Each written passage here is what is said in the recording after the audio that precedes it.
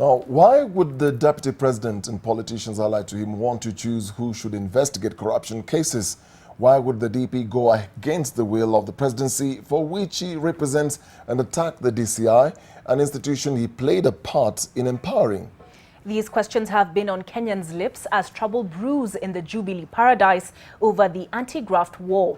And as Kennedy Mureithi reports, the president and his deputy appear to be drifting apart each passing day.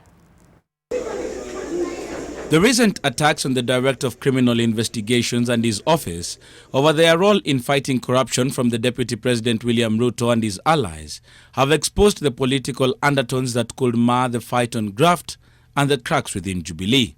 Over the weekend, DP Ruto led 15 legislators from the Rift Valley in denouncing the DCI over his involvement in investigating graft, especially the Kimwarer and Aror dams, which have so far consumed about 7 billion shillings. Watu wakora waende watumie ofisi ya DCI kuendesha porojo na propaganda inayolenga kuhujumu na kusabotage programs ya serikali ya dams na programs zingine kwa malengo ya kisiasa. Nobody is fighting the DCI.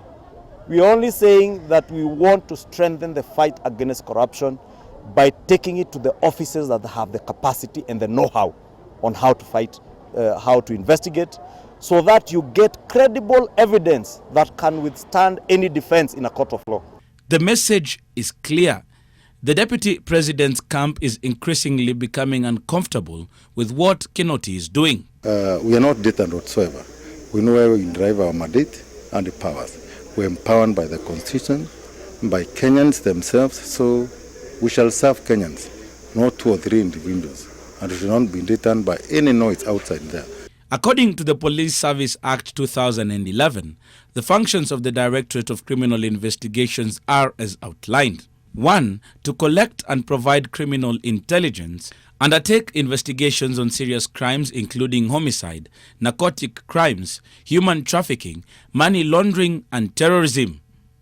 Maintain law and order, detect and prevent crime, apprehend offenders, maintain criminal records, conduct forensic analysis, execute the directions given to the Inspector General by the Director of Public Prosecutions, coordinate country Interpol affairs, investigate any matter that may be referred to it by the Independent Policing Oversight Authority, perform any other function conferred on it by any other written law. We have no more confidence with the office of DCI. We want all matters investigation pertaining corruption to be taken back to EACC because it is an independent, objective body. Na tunataka kumwambia DCI aendelee kupigana na wakora, wale wanaiba pesa kule bank, wale wanafanya cattle rustling na wale waizi ndogo ndogo. Jukumu ya DCI ni kupambana na wale wakora, wale pickpockets wako town. For instance, when DCI told us that 20-something billion shillings had been paid as an advance payment, facts are different from what DCI is saying. I'm sorry for those who may be misdirecting for reasons best known to them, but it's unfair to write to Kenyans, to write in a country that the National Police Service has no mandate to fight corruption. The EACC got a new lease of life with the entry of Mbarak Twalib as the new CEO. Mbarak has a military background and has vowed to reignite the war on corruption. But the institution has not been in good books with Kenyans over perceived lackluster performance. In 2015, the EACC was accused of misleading President Kenyatta after it gave him a list of about 175 public servants, including ministers, suspected of being involved in corruption. Most of these officials were cleared. The EACC had become a punching bag for politicians who in the past have done away with the heads of EACC for refusing to play ball.